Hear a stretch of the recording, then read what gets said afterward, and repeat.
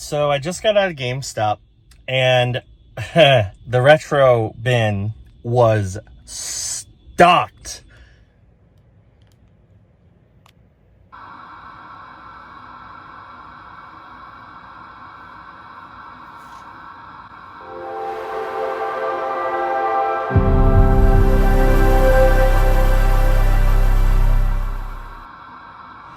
All right, next pawn shop is Value Pawn number 2. I usually strike out here, but hey, maybe we'll get something this time. It's been a while after all. Let's go.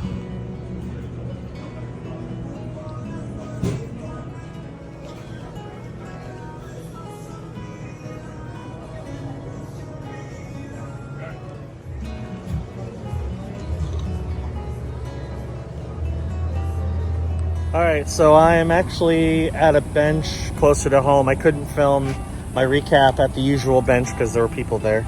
But I did pick up 4 games from Value Pawn, which is kind of rare. I usually don't pick up much at all there, but not only did they have decent games, but they were willing to work with me on all the prices, and I got them down to honestly less than I was hoping for, so that's great. So we'll start off with the more expensive ones. We'll go to the least expensive. Starting off with SpongeBob The Cosmic Shake on Switch. I paid $10 for that loose. They were originally asking $13, so I think I did pretty well there. Trades in for about $13, so I'm going to try to trade it in and hopefully get a bonus on it to make a little bit of profit. This one I picked up to keep mostly because it was a decent deal, and you know, I know it's not a good game, but it's a brand new copy and might as well. Saints Row on the PS5. It's a brand new sealed copy. The disc is loose, but they originally wanted $15. I got it for $10. I think that's a pretty solid deal for a brand new sealed PS5 game. And then my next game to keep is Street Fighter V, the Championship Edition on the PS4. They originally wanted $9. I got it for $6, which is less than I was expecting. I was expecting to knock it down to maybe like $7. They knocked it down to $6, so I'll take that. I'm going to keep that. And then the last one is Dark Souls Remastered on the PS4. This one trades in for like $8.80. I paid $6 for it. So, brief little recap. Last stop is GameStop. Got some stuff to trade in, and maybe I'll raid the retro bin. Let's go see what they got. All right, so I just got out of GameStop, and the retro bin was stocked. It had a lot of stuff that I didn't need. There was some decent stuff, especially for DS and 3DS. There was some really good stuff. I'm not really collecting for those systems at the moment, but they did have some gems that I didn't have that I was more than happy to buy. One game that they had last time, which they didn't this time, was they had a Stranglehold Special Edition for the PS3. They didn't have that this time, unfortunately, but I'm pretty happy with the games I scored. So we're going to start off with GoldenEye on the Wii. This is the best version of the GoldenEye remake because it controls well. So I picked this up for $2 plus my trading credit from all the games I picked up over the weekend. I think that's pretty good. No manual, but still in really good shape. This one also doesn't have a manual, and it's in an Xbox 360 case, but it's a pretty uncommon game. And it does have the original cover art, so I think that's a win. We have Tatsunoko versus Capcom versus Capcom Ultimate All-Stars on the Wii. So this is a Wii exclusive fighting game where Capcom characters fight different characters from Tatsunoko. I don't know what Tatsunoko is, but this is a versus Capcom game that's kind of uncommon, and I believe is exclusive to the Wii. So this was $32, I think, in credit, so pretty good, but I got it entirely in credit. And then here's the big dog, and as soon as I saw it, I'm like, well, that game I'm probably never going to find again at a GameStop. It's pretty uncommon, and it's the best way to play a classic game that everybody loves, so I'm like, you know what? Might as well get it. Wii Sports Club on the Wii U. So if you don't know what this is Wii Sports with enhanced controls in HD on the Wii U. So basically this is what we wanted Switch Sports to be. It wasn't quite. I mean, this is literally just Wii Sports but enhanced, and it's an expensive Wii game. Wii U game. So the fact that I found it in a GameStop is pretty awesome. And the best part, I paid for it entirely in credit. 3 games. Also, I got way more for my games than I thought because apparently they're doing some sort of promo that I didn't know about. But yeah, pretty happy with what I got. So let's head back to the room and go over everything that I picked up. All right, it is finally time for a recap of everything that we picked up this week. We did pretty well. On top of scoring a value pawn, which is pretty uncommon, we also scored a GameStop, and I have 2 BGP games that I picked up. One from Limited Run, and one is an import. And they're both pretty awesome. So we're going to start off with Street Fighter V, the Champion Edition on the PS4. This is the essentially complete edition of Street Fighter 5. It actually has a code. I'm going to have to test the code to see if it works. Hopefully it does.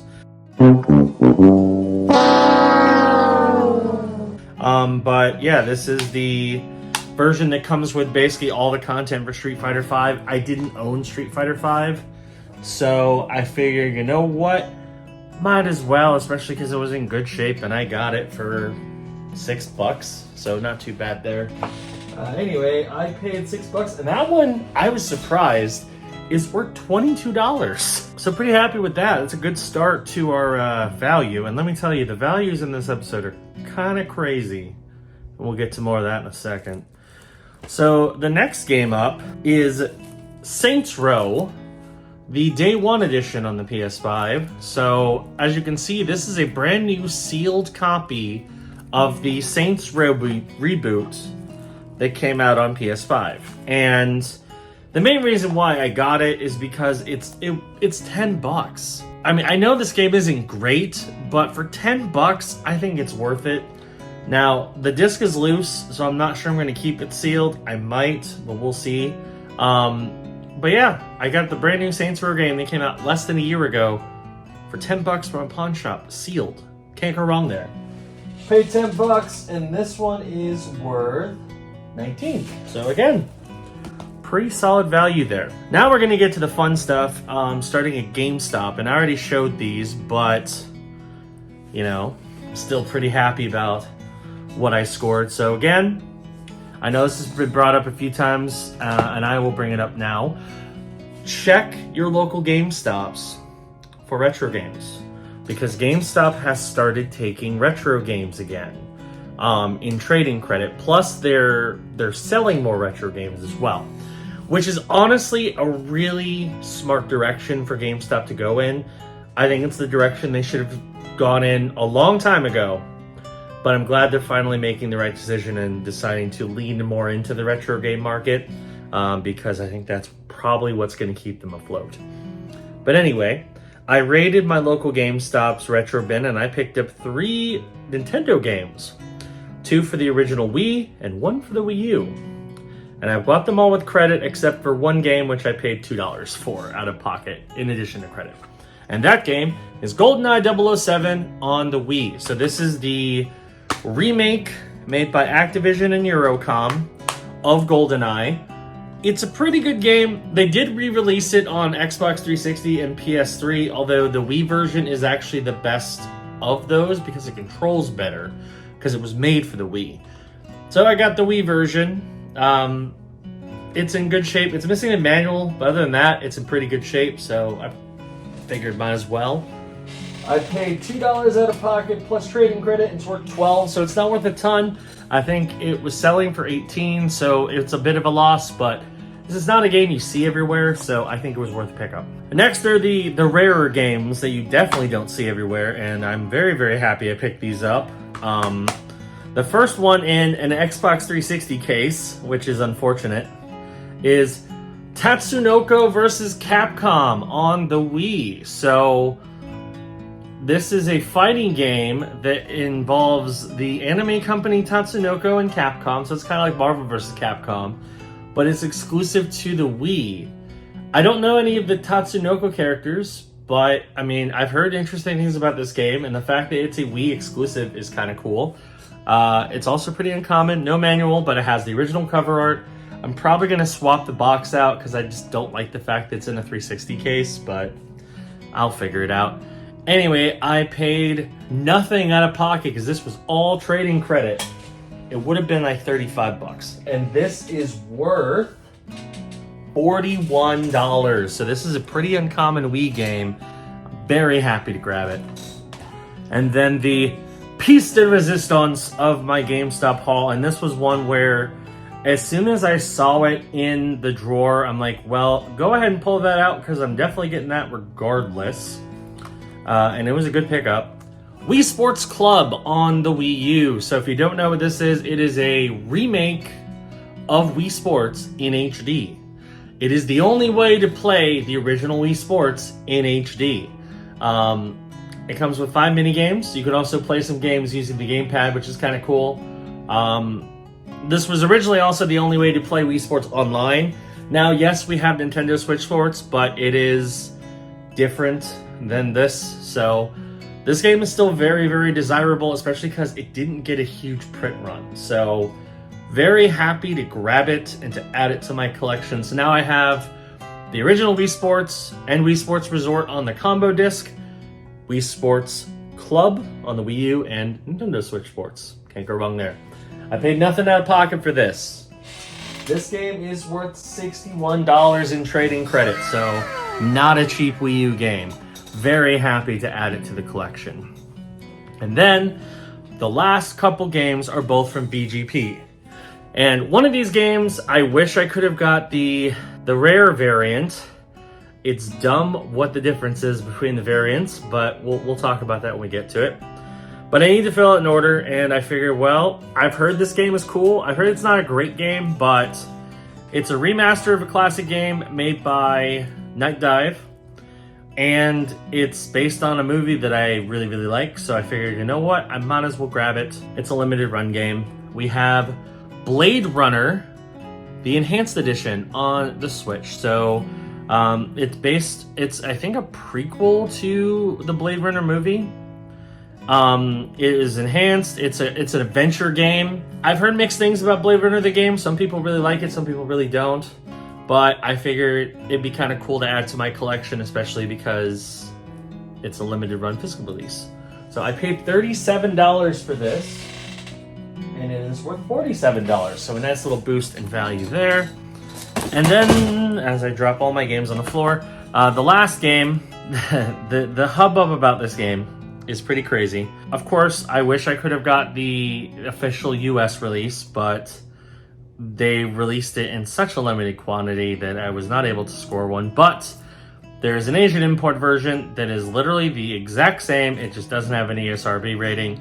I figured it was worth a grab. That is the Final Fantasy Pixel Collection on the Switch. Pixel Remaster includes Final Fantasy 1 through 6 in pixel art style. I wanted to get this just because, I mean, I have a good chunk of the Final Fantasies now. I think I have 1 through 6, 7, 8, I don't have 9. I have 10, 11, I have a lot of them. So I figured, well, might as well get this to increase my Final Fantasy collection. And this is not a cheap game. Even the import version is not cheap, but it's a lot cheaper than the US version. So I paid 90 bucks for this, actually, and it's worth 107, so it's still worth more than what I paid, but I think it's worth it considering you get 6 games, and I think they all have their own, well, on PS4 they have their own trophy list, but I mean, they have their own icons. I think it's a cool addition to the Switch collection. And that's it. Pretty eventful week, honestly. We went paw hunting. We scored in the retro drawer, and we picked up a couple rare Switch games from BGP. Can't complain. Next week, it's going to be interesting because I got a bunch of big items coming out that I've been anticipating for a while. So expect not only a Bargain Game Hunter video, but probably some unboxings and some other stuff coming as part of it. Because there's a certain game coming out next week that I'm a little excited for. Hint, hint. Anyway, that's going to do it for this episode of the Bargain Game Hunter. Thank you for watching. Hope you enjoyed it. If you're new around here, be sure to hit the subscribe button, click the notification bell. That way you know when new videos drop. And I'm going to do my best to keep the Bargain Game Hunter streak going now that we've gone back on track and have started releasing weekly episodes. I'm not going to guarantee that's going to continue, but I'm going to do my best, so we'll see what happens. But anyway, thanks for watching, and I'll see you next time on the Bargain Game Hunter. Bye-bye.